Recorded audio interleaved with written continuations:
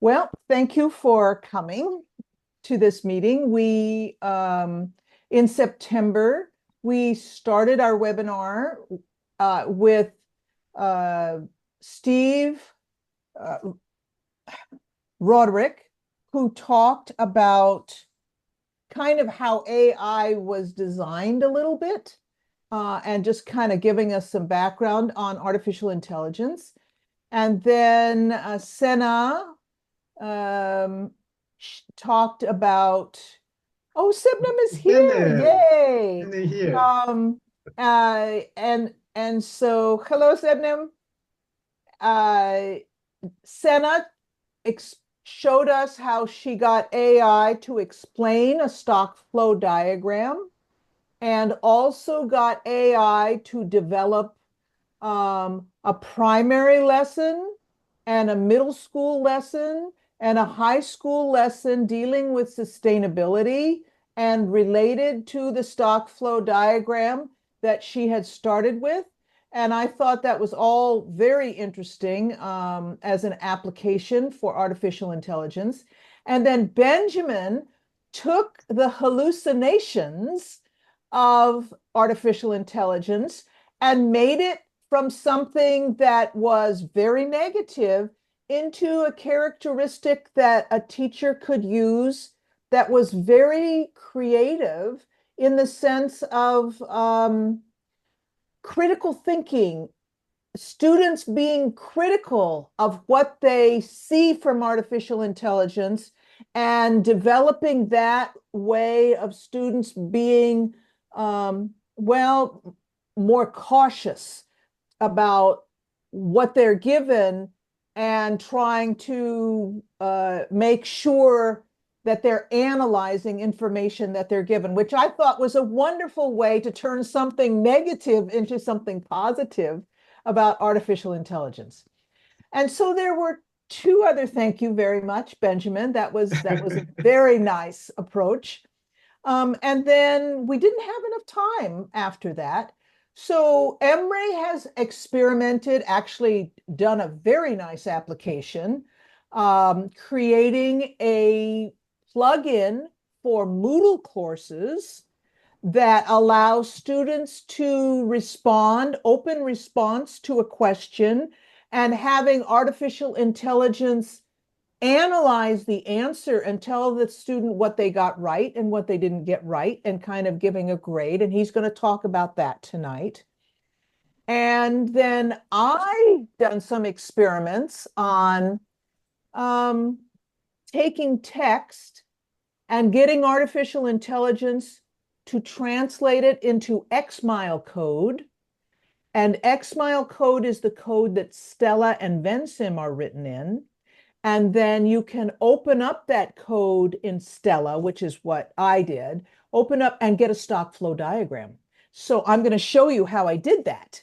And so that's mine, which is very short. And then we will have most of the time for conversation, because this is a meeting and not a webinar.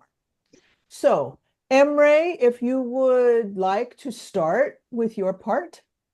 Of course.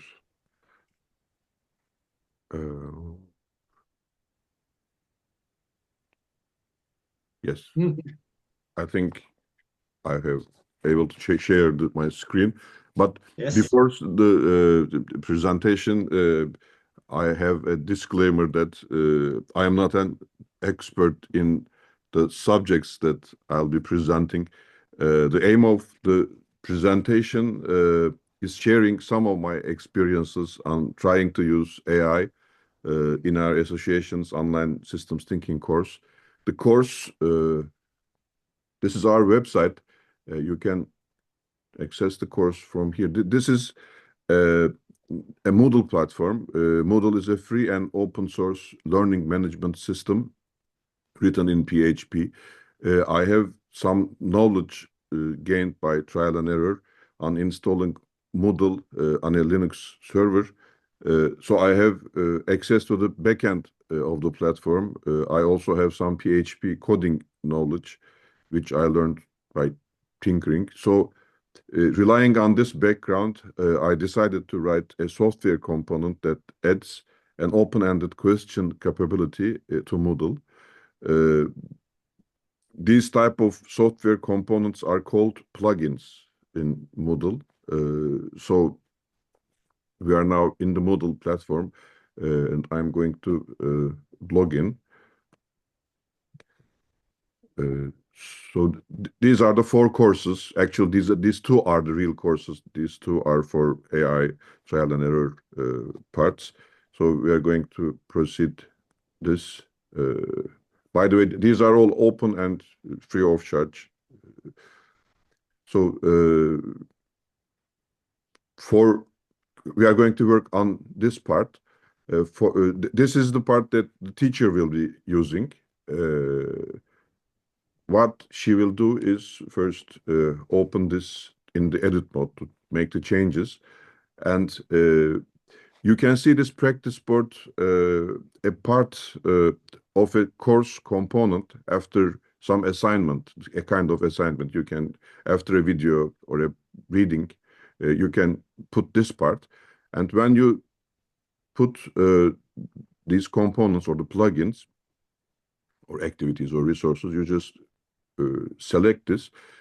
These are all activity or resource links that comes with the installation, except for this one. I tried to do this. This is cloud-assisted quiz that makes this connection to cloud AI possible. So what you do is first you, of course, press and you open this page. This is the page that the teacher is expected to fill.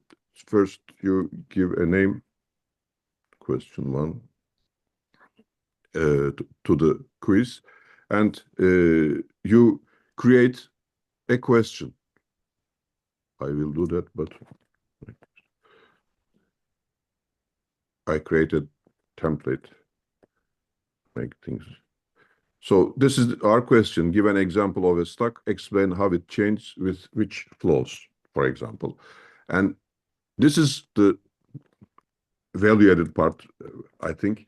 The plugin requires you to have a expected result, and that expected result might include if he or she writes only the name of the stock, he or she gets 7 points. This kind of prompt, this is actually a part of the prompt. So the other thing is the maximum number of attempts. 0 means infinity, limitless. So you need to give a question, an expected answer, and I will just leave this part as it is, and you'll just save it. Now the question is developed or created. Now I will log in the same way, but this way as a student.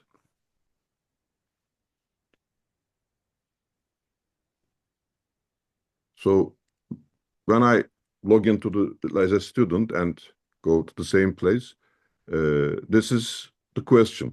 When I click this, there is no editing option or anything, and I cannot see, of course, the answer, the expected answer.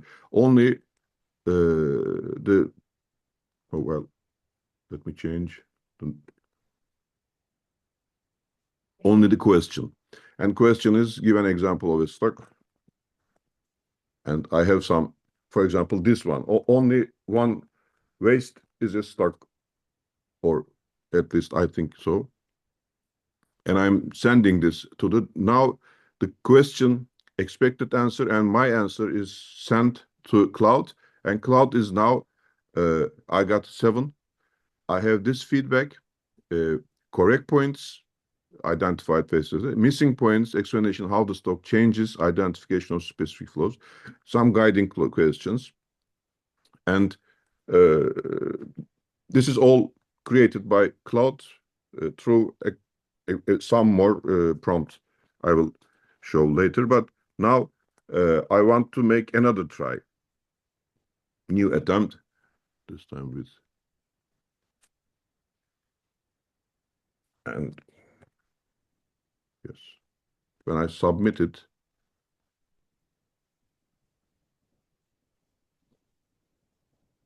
so the name, for example, waste, and I increased some information. The new attempt has waste increases with consumption flows and decreases with water, but the stock of waste increases.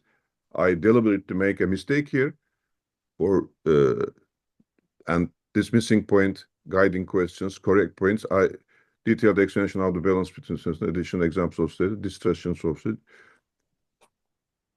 This was the correct one. So, yeah, so good. I think the increased part should be somewhere in here. Maybe this one. That says might the stock of waste decrease instead of increase. And from this feedback, I can give another, I can make another try or attempt. And this time,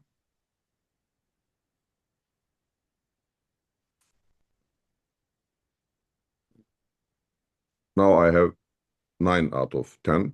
I'm still having, it is expected from me that I should give some examples, more examples.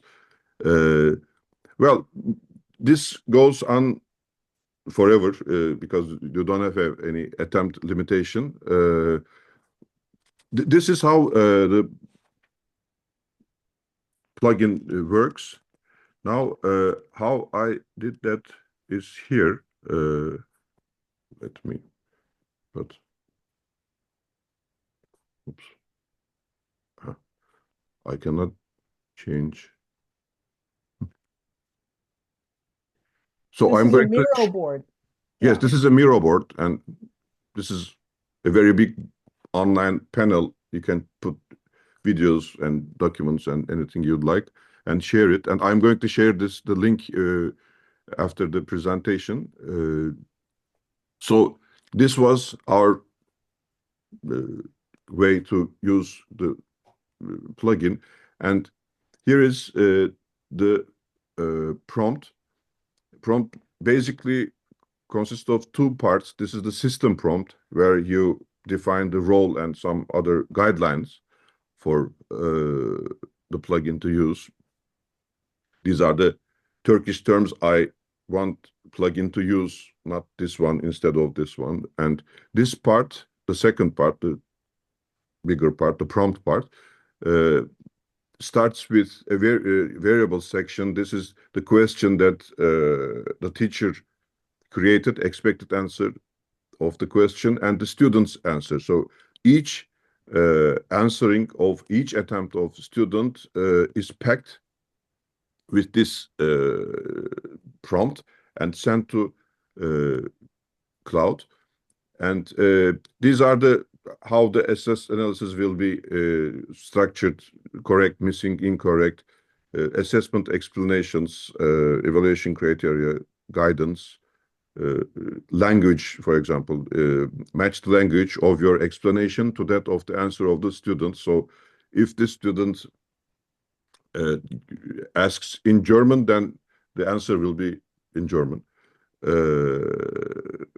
And the scoring, what he will do, and the kind of scoring he will, I'm expected from the AI. So this is the link for the plugin. This is a zip file.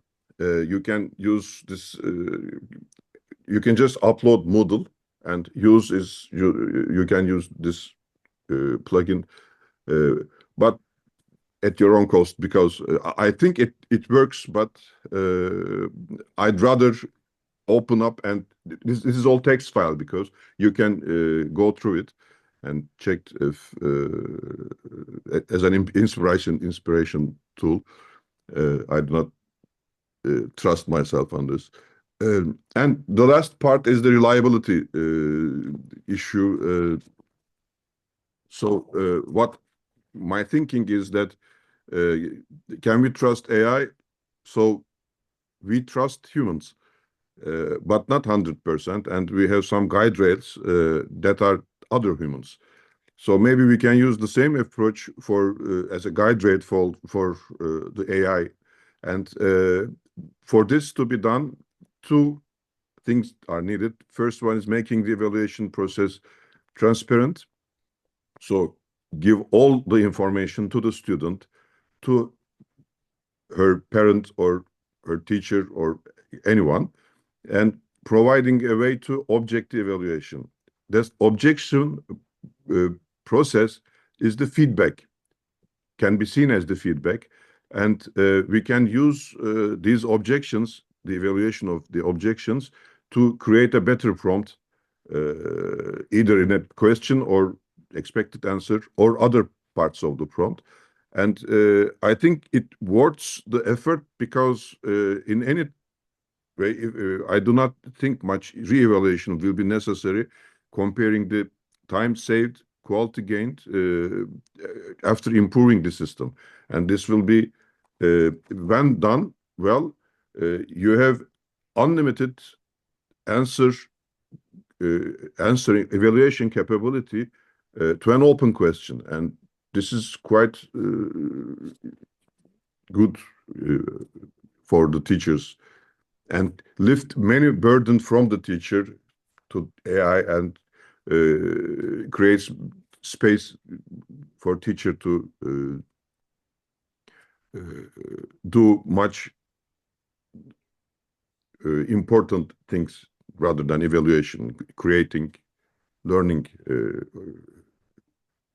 environments.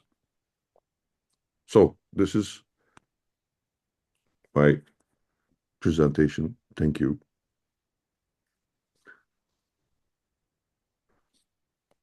The way we do this is we usually have both presentations first, and then we open it up for conversation. This is easier for the recordings because sometimes we break the recordings into the presentation part and the question and answer part. So if you can hold your questions, I will do my presentation, which I think will take about 5 minutes. Okay. And then we can have conversation. All right. So I was just curious. I came up with the idea, I wonder, because sometimes it's hard to think about what would a stock flow diagram look like for a new idea or something you just read in a news, in an article or something. And you get better with practice. But when you're kind of new to the process, sometimes it's a little hard to figure out how to get started. So I was wondering if it would be possible to have artificial intelligence help us design a stock flow model from some text. And so I'm going to show you some of the examples. Again, like everyone else, I say I am not an expert in this. This is just something I tried. And I did not try a lot of examples. I tried 5 or 6 examples. And this is just the result of my exploration. So I am going to share my screen because I have this in presentation in a PowerPoint. So this is not what I want right now. Okay, good.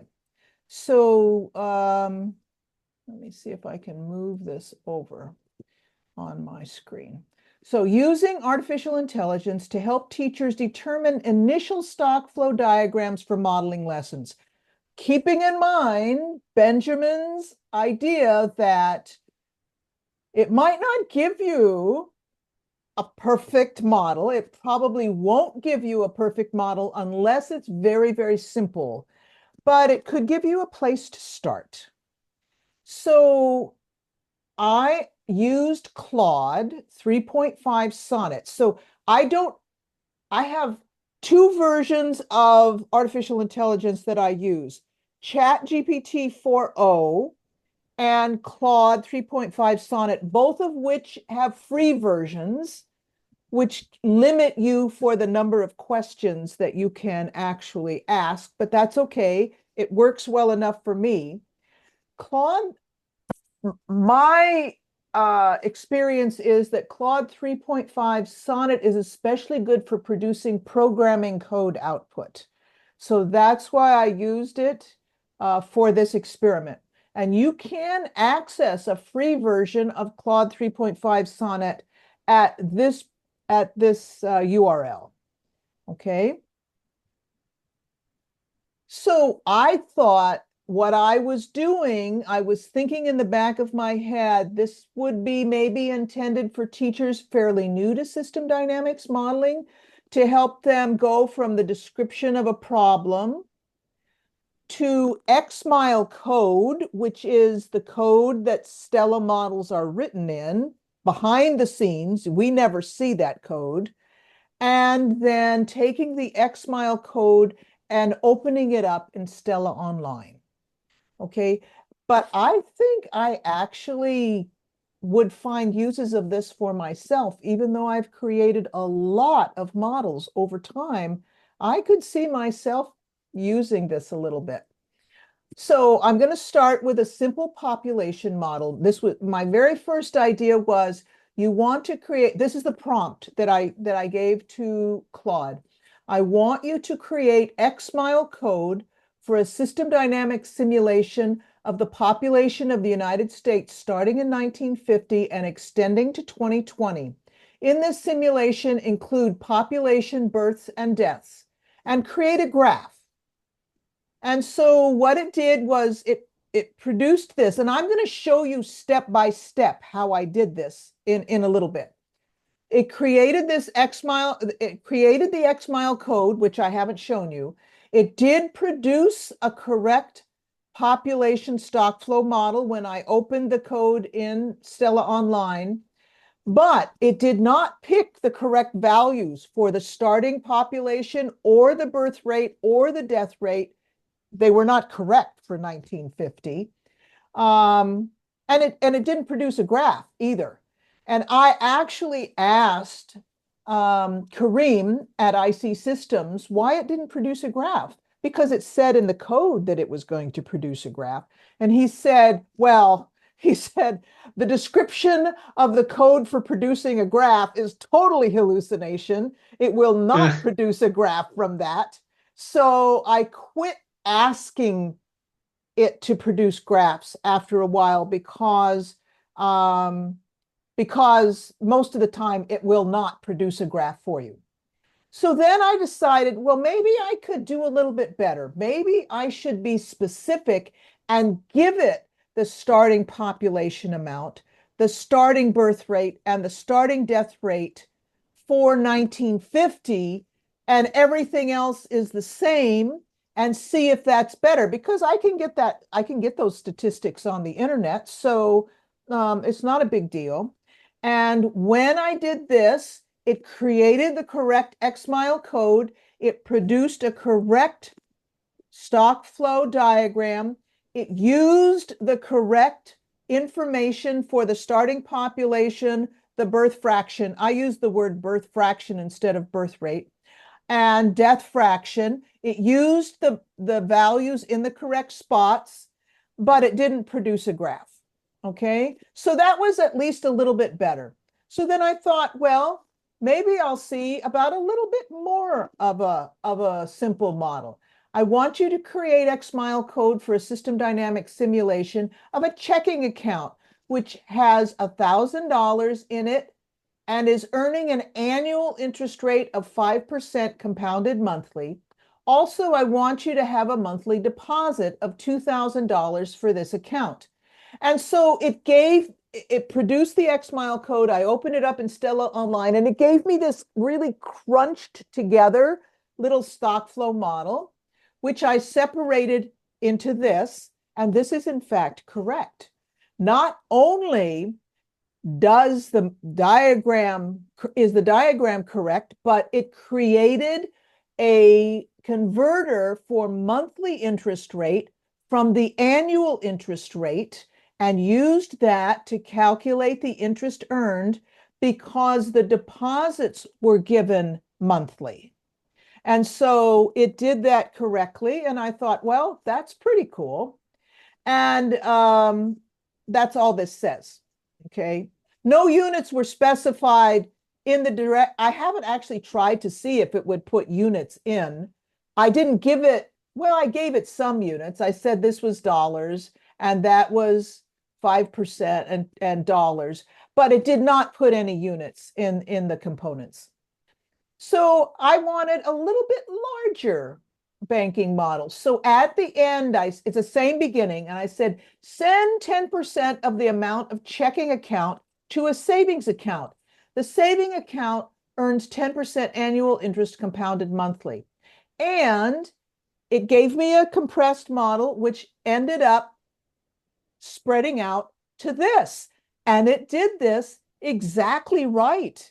It created another stock for savings account. It had a certain percentage. Actually, it did correctly send 10% of checking to savings. It did the annual savings interest rate converted to monthly interest rate here as another inflow to savings account. So, and it started the savings account at zero because I didn't tell it how much to start the savings account at. And so I thought this was pretty cool because this is in fact exactly correct.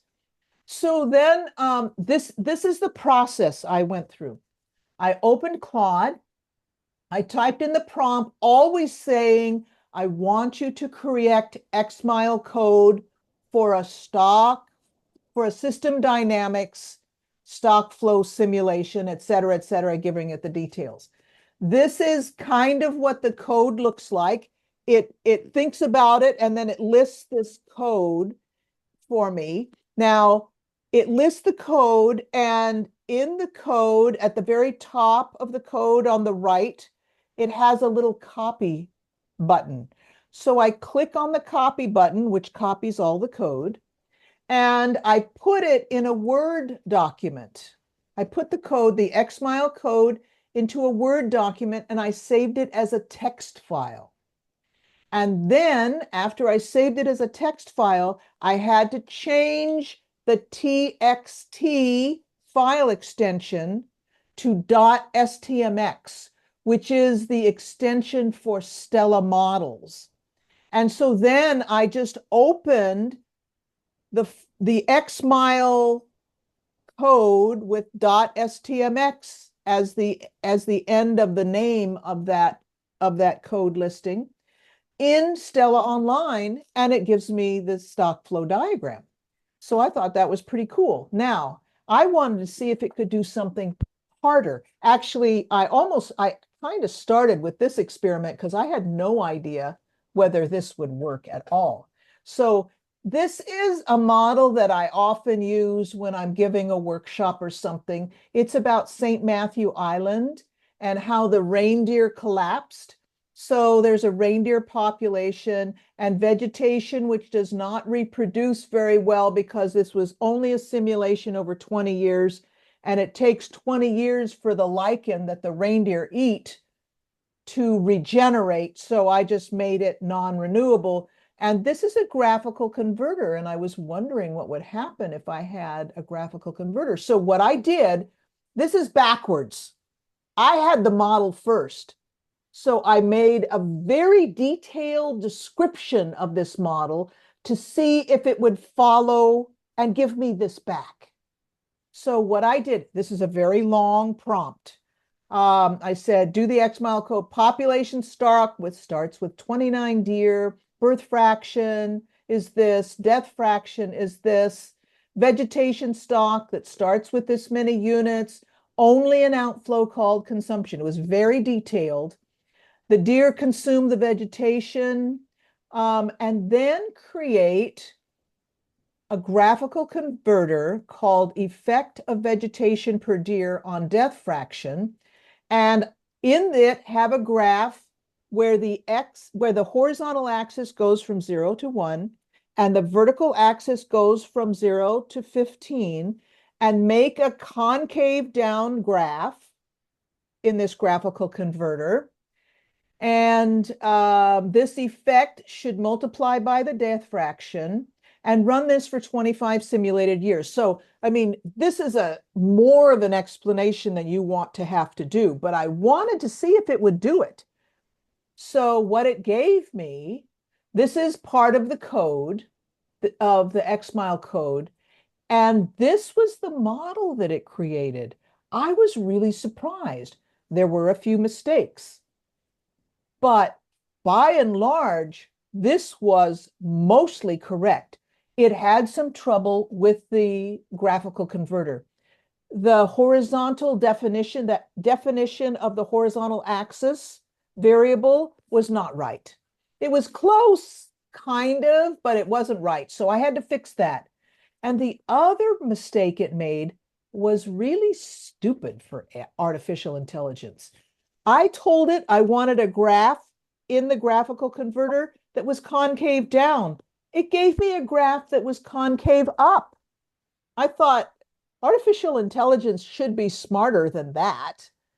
So I actually had to go back and change my description and say concave up, and then it gave me a concave down, which was kind of disappointing. So I fixed this piece, and I created a graph. I figured, okay, I can create a graph. And it actually did the overshoot and collapse just the way it was supposed to be done. I thought that's pretty cool for something that sophisticated.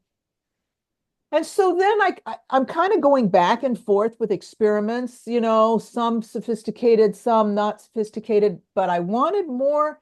I was wondering, what if I gave it a primary school teacher's story? So in Turkey, some teachers who are trying to use systems thinking in their classroom cannot find very good stories. And that's, of course, the main thing they want to use for systems thinking are stories. And so this primary teacher, probably working with Emre, they developed a story, which is really cool. And so what I did was I took the text, which they translated, or maybe I translated it to English. Anyway, I have an English copy of the story. And for you to appreciate what AI did with the story, I have to read the story to you. And it takes up 2 slides. So if you will be patient with me, I'm going to read this story to you very quickly so that you can see what was actually in the story to appreciate the model that AI developed for the story. Oh My Green Flies. So this is about 2 little girls who are trying to have a healthy garden, and they find that there are some nasty green flies that are starting to eat part of the leaves in their garden, and the leaves are starting to wither and stuff, and they want to figure out what to do to fix it. So Dua, Yes, and yes. Mina, thank you. Dua and Mina ran into the garden. They were excited to put their stuff of their mother, to put the stuff their mother asked into a basket. They sniffed the thyme and took a piece of it and shook some tomatoes and picked them and started investigating the flowers of the cucumbers. Just then they saw a shadow under the leaves. They bent down to see it closely. An insect holding a leaf was walking slowly. They did not care much and took the basket into the kitchen. A couple of hours later, they went out into the garden again. Worried, they checked out the leaves. The green flies were still there, but this time there were 5 of them. Dua shouted, "Mom, insects are walking on the leaves." Mina shouted, "Run, Mom, run." Mother came by her side and said with a smile on her face, "These are green flies. Green flies like plants a lot. They settle on the leaves and they start eating them. Weakened by this, the leaves turn yellow and fade." Mina said, "So they get sick, don't they? Oh my, how are we going to get rid of these green flies? Shall we apply pesticides?" "Yes, we can apply pesticides, but there may be alternative solutions," said Mother. Dua and Mina said wonderingly, let's find out. Let's search on the internet. Mina brought the tablet computer. All the answers they found were about pesticides.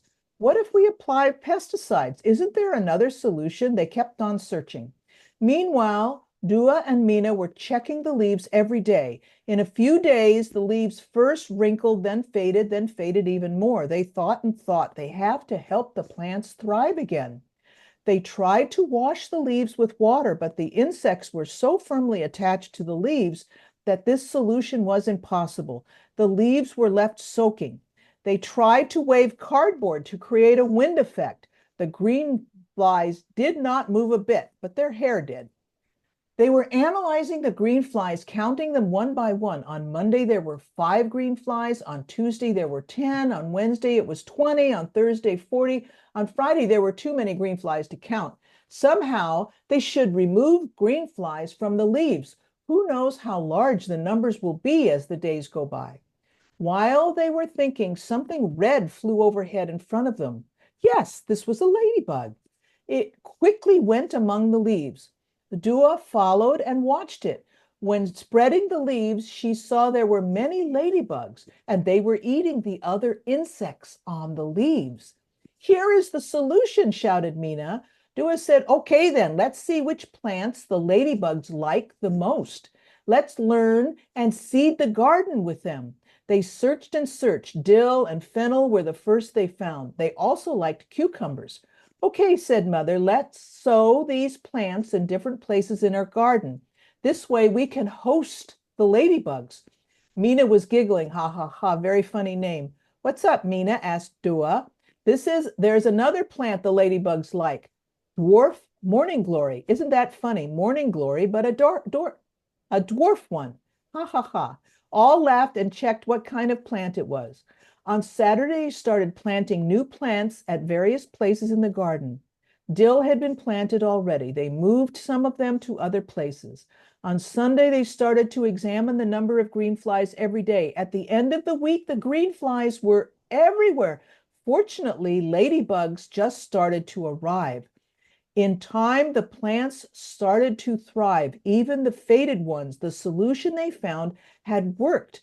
They kept on raising new plants in their garden. They built a colorful bug hotel for their ladybug guests. So that was the total story. This was the model so I asked it to create, I said, create the X-mile code for a system dynamics simulation for this story. And it gave me the code. I opened it up. It was all crunched up and I separated. And this was the model that AI created. There's a plant health stock. There's a green fly population stock. There's a ladybug population stock.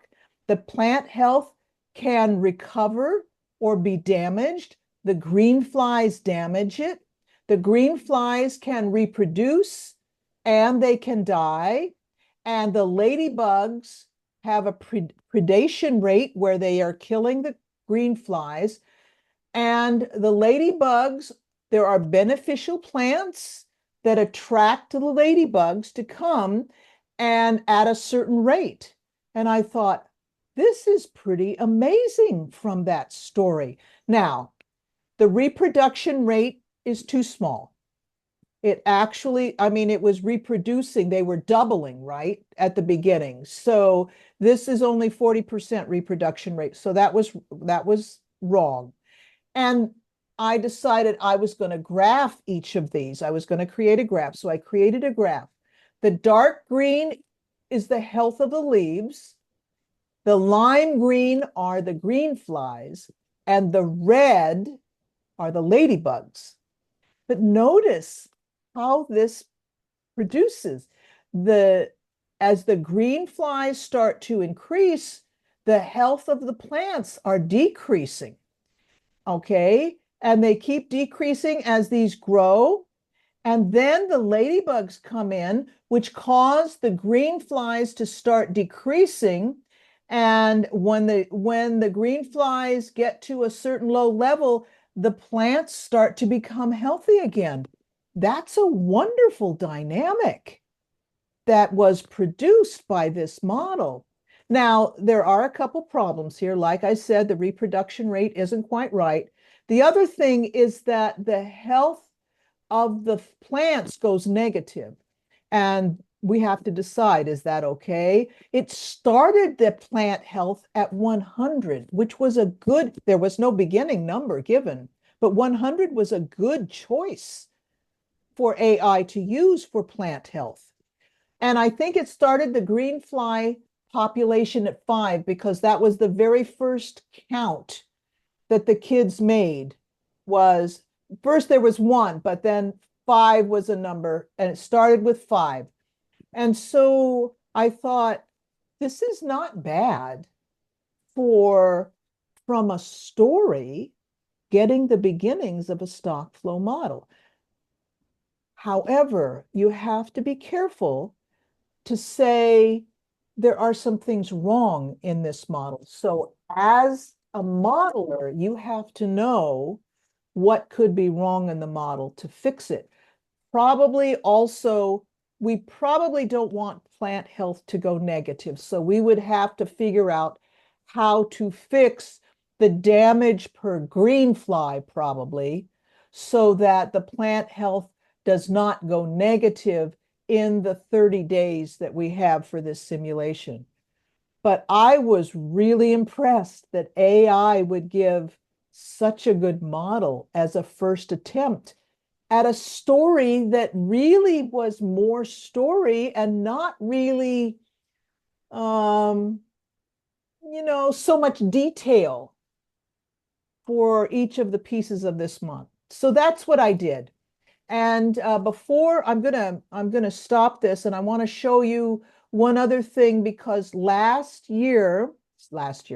month, sorry, in the webinar, someone in the audience asked, oh, I don't have it open. I have to open it. Oh, I know where it is. Sorry about this. Asked when Senna did her output from her chatbot, they asked, what did she use to train her chatbot?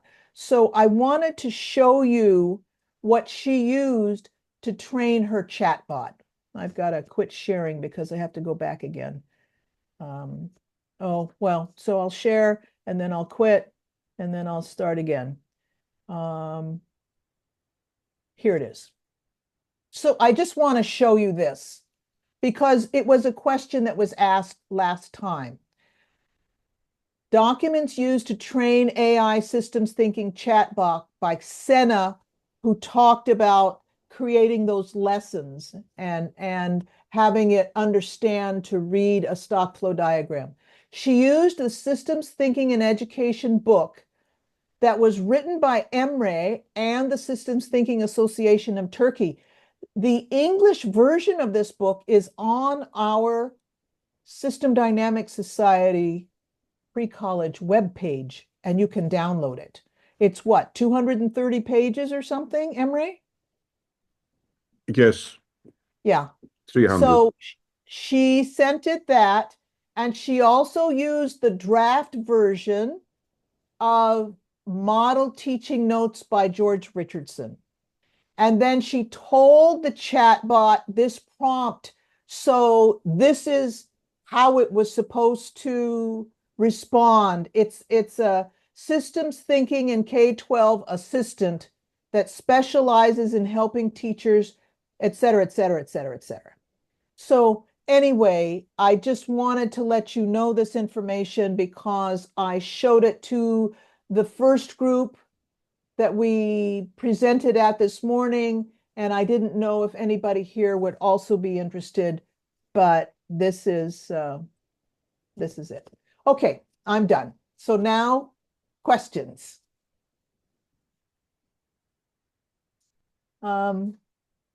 Anything that you think might be useful, or have you found any ideas using artificial intelligence that you would like to share?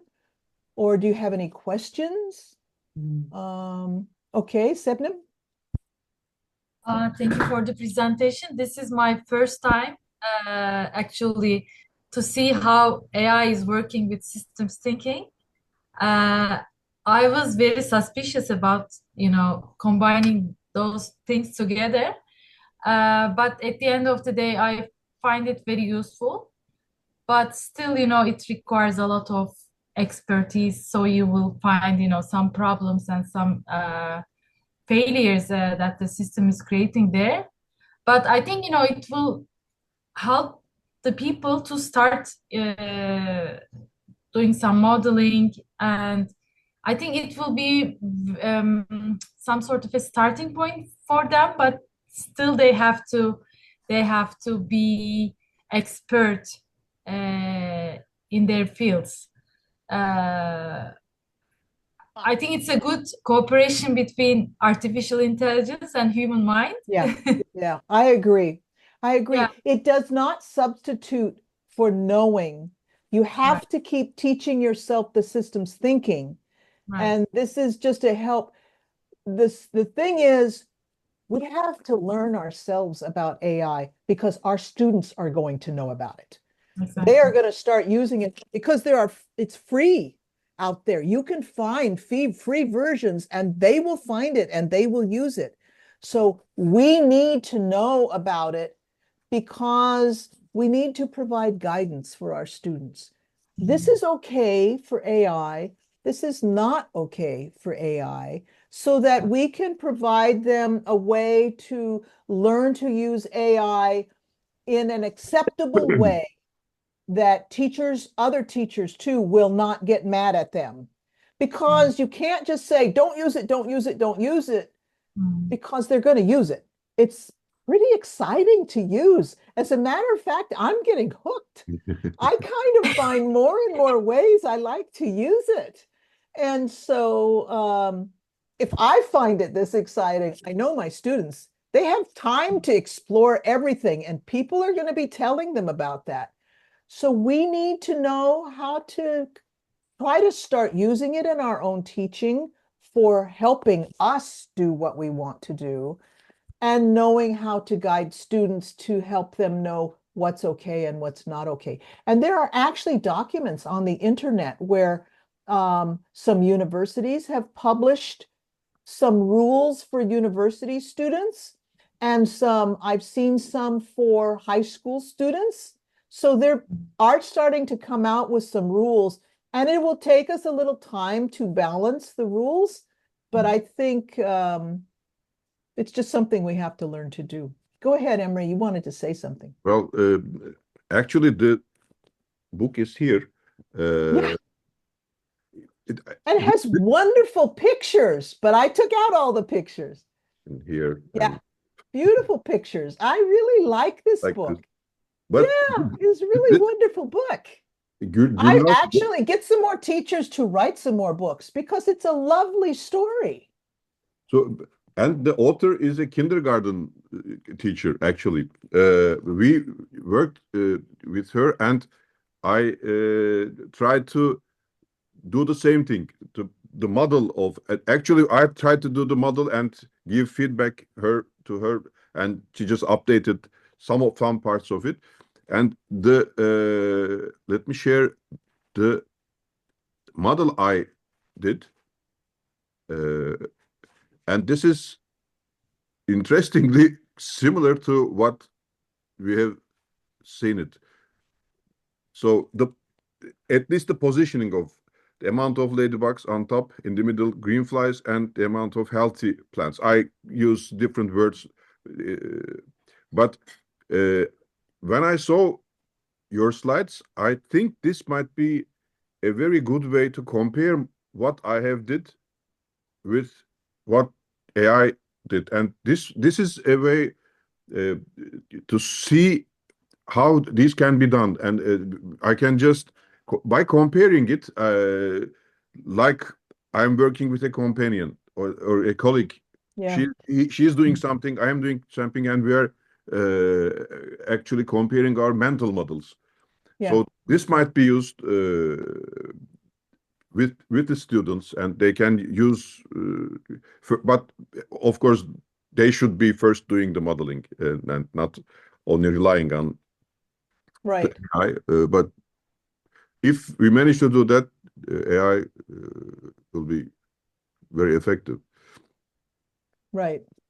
I agree. And if we can do some lessons where we use AI to produce a model, and then we can use Benjamin's idea of critical analysis, critical thinking about, does this model really make sense?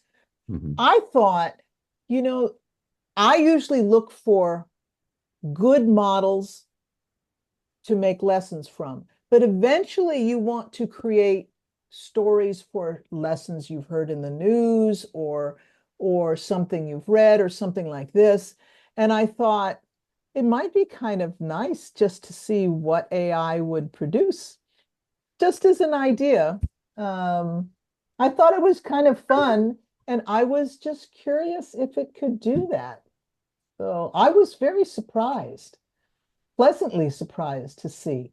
But you still need to do the work of learning to, because because it will not necessarily give you a perfect model, and you have to know how to fix it.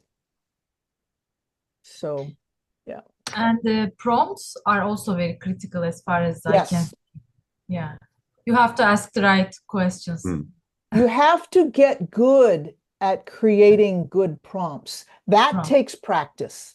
And I like the idea, like Emery was saying with his plugin, is getting better and better, improving your prompts. So maybe you don't ask the best question at the first time because it didn't give you as good an answer as you wanted, but then you can ask it the second time and it will improve, and you improve in learning to ask better questions.